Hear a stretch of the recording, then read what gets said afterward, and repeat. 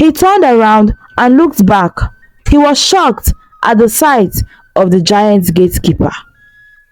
Stories have been told of warriors who died going through him, but Adigun was determined to accomplish his missions.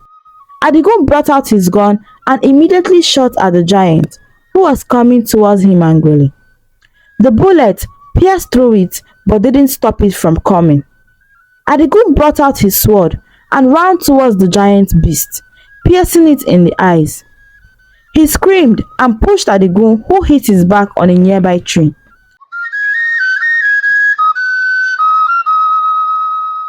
Once upon a time, in the kingdom of Ilesanmi, in the southwestern part of Nigeria, there lived a great warrior named Adigun. Adigun was known far and wide for his bravery. He was born on the night of the Agbeni festival. On this day, the ilesanmi kingdom makes sacrifices to their gods, Agbeni, every end of the year. On the night Adigun was born, the people were celebrating the Agbeni festival, which happens once in a year. The priest recited incantations and evoked the spirit of Agbeni. King Ajayi was restless because he knew the spirit of Agbeni would soon emerge and there would be a great revelation. The king waited patiently while the priest stopped and his eyes glowed with fire. His hands were oozing with fire. Everyone prostrated themselves. They knew Agbeni would speak. The spirit of Agbeni went straight to the king and told him that a warrior would be born tonight, and in the future he would save the king. King Ajayi listened intently to what the spirit was saying. Afterwards, Agbeni blessed the people and the land, and the celebration continued as there was a lot of food to eat and drink. During this time, the king kept thinking about what the chief had said. After much deliberations with the chief, he stood up and faced the people. The gods have spoken. It is said that a warrior will be born tonight, and I, King Ajayi, should take care of the child, he said. After saying this, he ordered his guards to bring every pregnant woman to his palace that night. And that night, Adigun was born. Adigun grew up in the palace, and the king saw him as his son.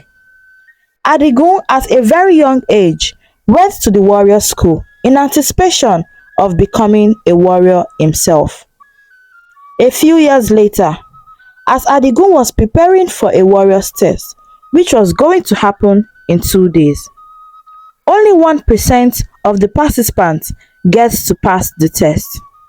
Adigun, now 20 years old, was loved by everyone and was seen as the eyes of the kingdom because of the revelation that happened 20 years ago. After a very long day at the warrior school, Adigun would go to see his mother at her store located at the market. On getting there, his mother would bestow smiles on him. He prostrated before his mother and greeted her respectfully. After greeting her, he said to his mother, "Mommy, I have missed you so much.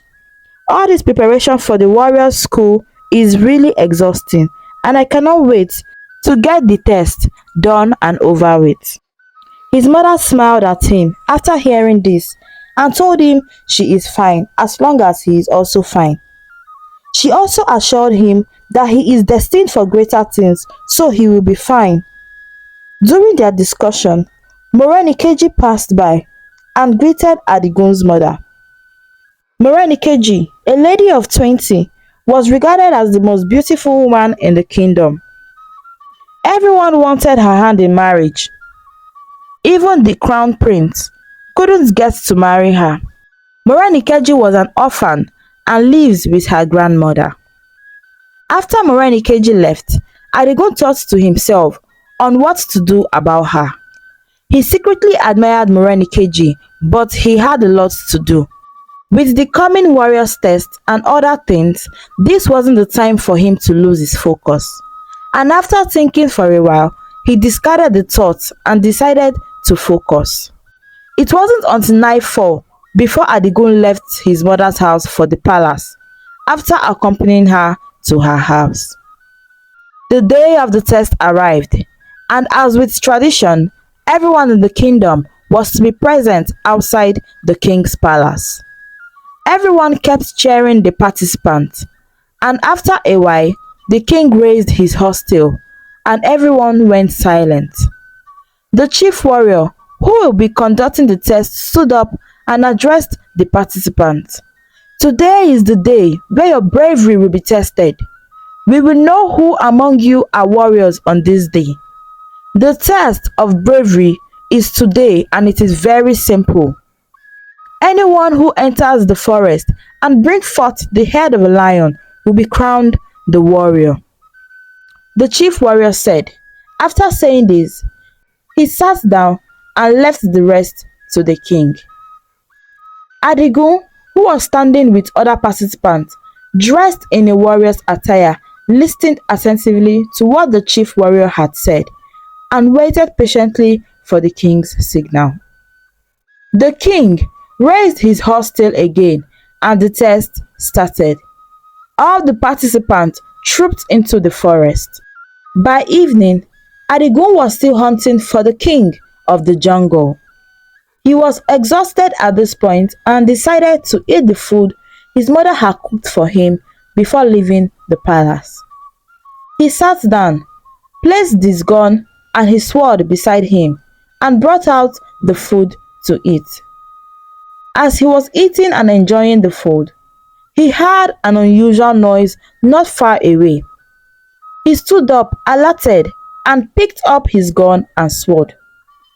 He went towards the source of the noise silently, and on getting there, he saw the body of an hyena lying down without moving. He moved closer to check the body of the animal and saw marks on it. He turned back to leave, but was faced by a growling lion.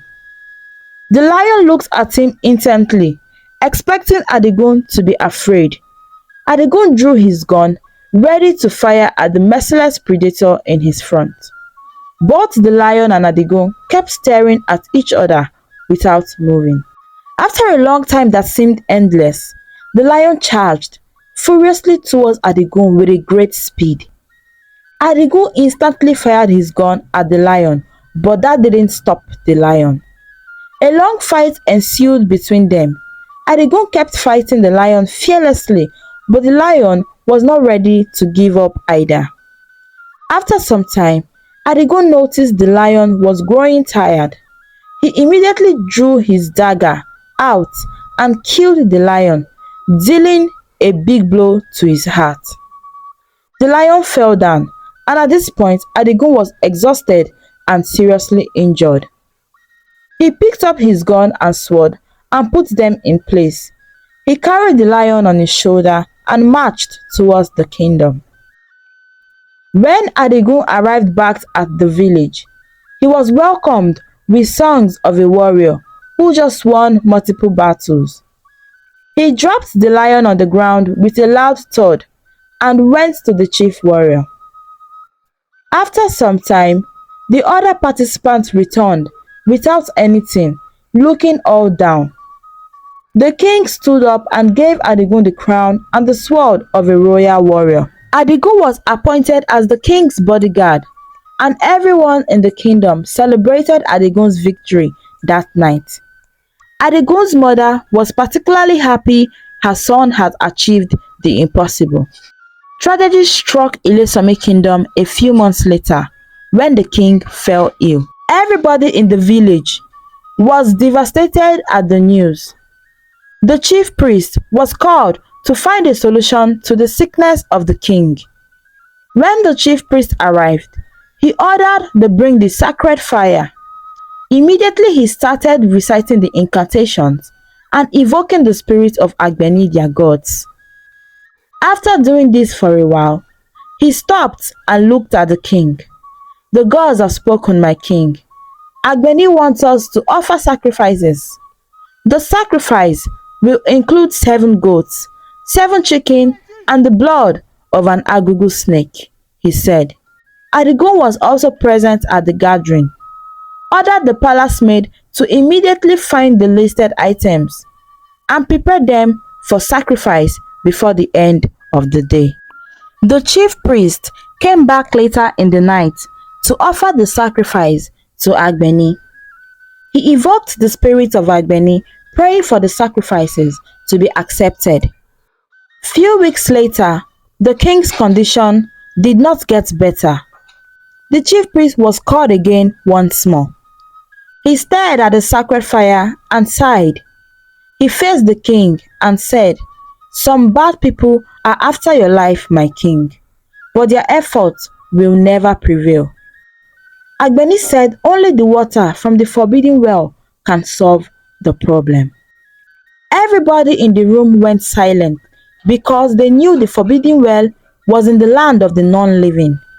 If anyone goes there, they will never return again.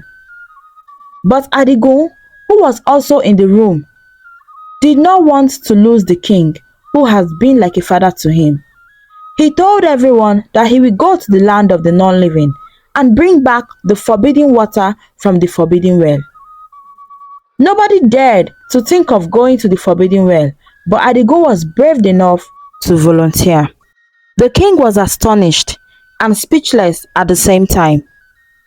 Adigun left the king afterwards to prepare for his journey of tomorrow. On his way home, he met his mother and told her about what he wanted to do for the king. His mother prayed for him. "May the gods of our land be with you, my son," she said. Adigun got home late and exhausted. He collapsed on his bed and slept off. The following morning, Adigun prepared his belongings for the great journey. His sword was sharp and his gun was loaded with bullets. He wore his warrior's clothes and carried his things to leave. On getting outside, the whole kingdom was waiting for him, including the king. The chief priest warned Adigun no matter what happened, he should not look into the eyes of the devil beast. They wished him a safe journey, and after a while, Adigun left. After walking for hours without resting, Adigun got to the entrance of the forbidden forest in the night. He reached out for his pocket and brought out the powder which he carried along for this purpose. He rubbed the powder on his face and recited some incantations, and then entered into the forest. On his way into the forest, he kept hearing sounds and voices of spirits. And after walking for about 2 more hours, he decided to sleep under a big tree. He hung his bag and laid out his mat and placed his gun and sword on it. He gathered firewood and lit it for warmth. After a while, he slept off.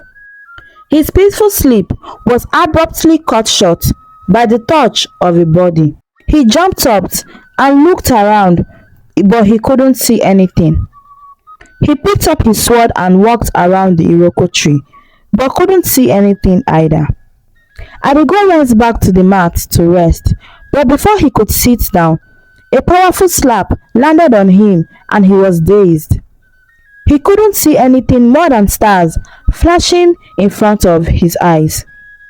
He got up, staggering, and almost fell down back, but he held onto the tree. By this time, his eyes were clear.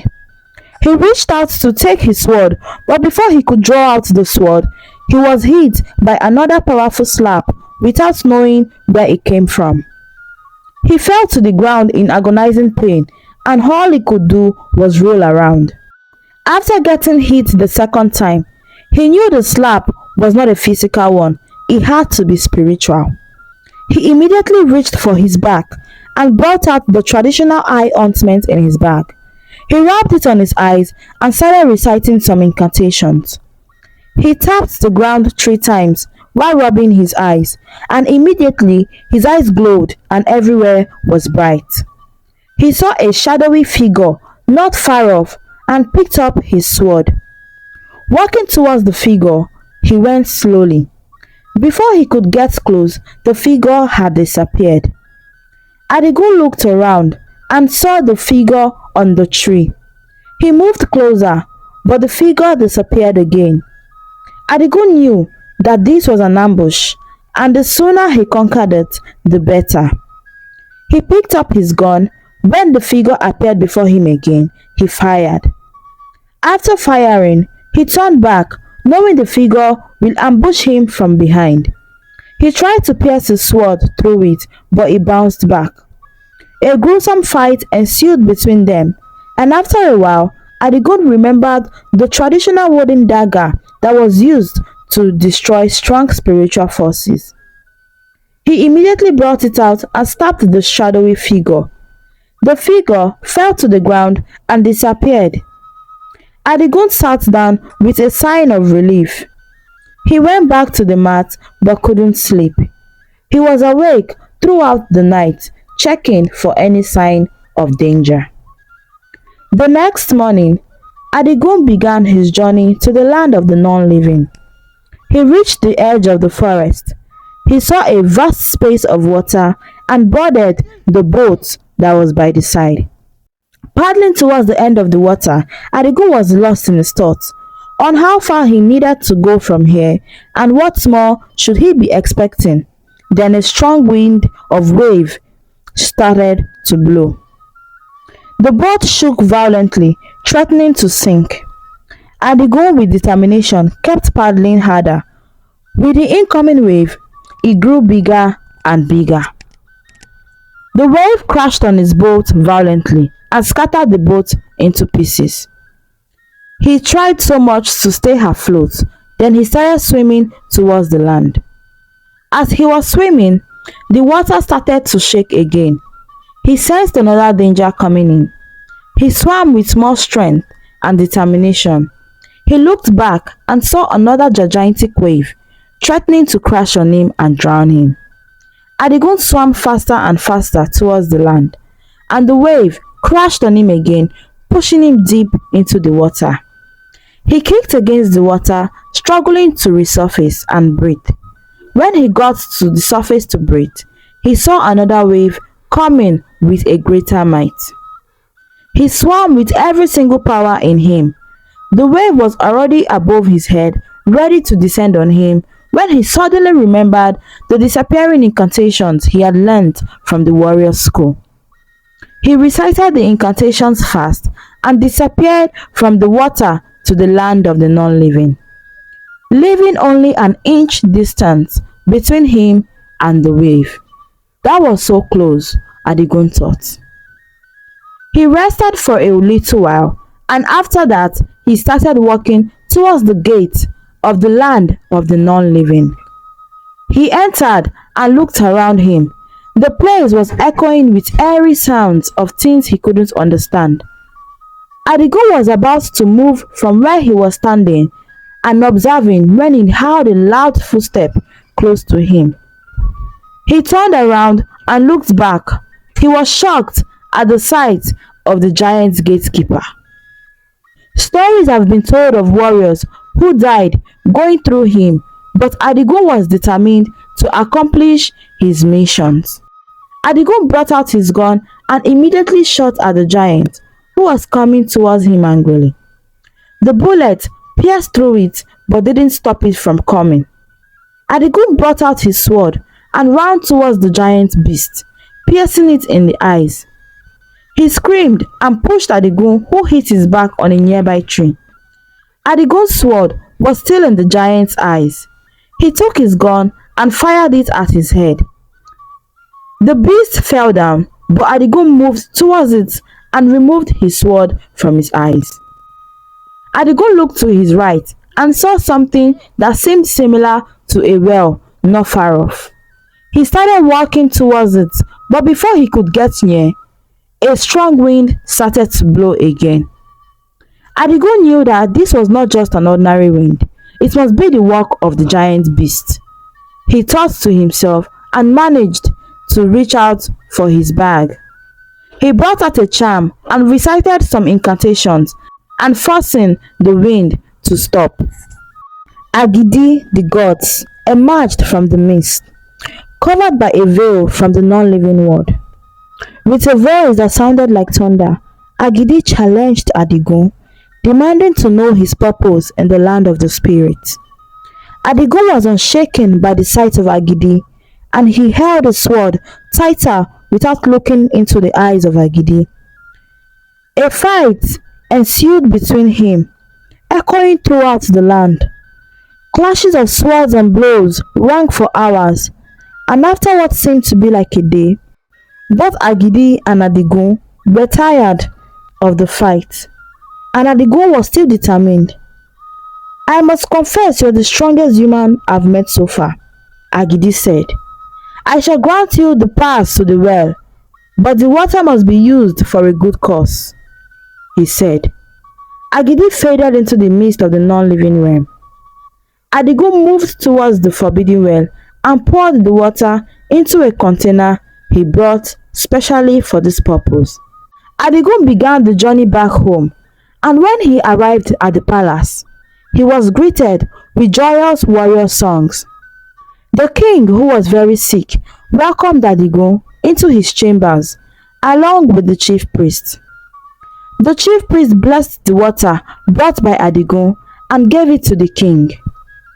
Miraculously, King Ajayi's health improved, and he was healed. The news spread like wildfire throughout the kingdom, and the people rejoiced. In gratitude for his bravery and kindness, the king honored Adigun. A few months later, the chief warrior passed away, and Adigun was crowned as the new chief warrior. The king also granted him the honor of choosing a wife from among the maidens, and Adigun chose Morenikeji. Morenikeji was overjoyed to be chosen by the great warrior. Together, they lived happily and soon welcomed the sun into the world on the night of the Agbeni festival. Their family was chosen to represent the lineage of the great warriors, bringing pride to their village. Even after Adigun passed away, his tales of bravery and kindness were passed down from generations to generations. His legacy lived on, inspiring courage and hope in the hearts of all who heard his story. The moral of the story is that bravery, kindness, and determination can lead to great rewards. Adigun's willingness to help others, even in the face of challenges, not only saved the king's life, but also brought joy to the entire kingdom. Additionally, Adigun's humility and sense of duty led him to be chosen as the chief warrior, and eventually his lineage was honored for generations. This teaches us that acts of bravery and kindness are not only rewarded at the moment, but can leave a lasting legacy that inspires others to do good as well. Thanks for watching this captivating story on African stories and folktales. Please don't forget to subscribe and turn on the notification bell for more stories. Thank you.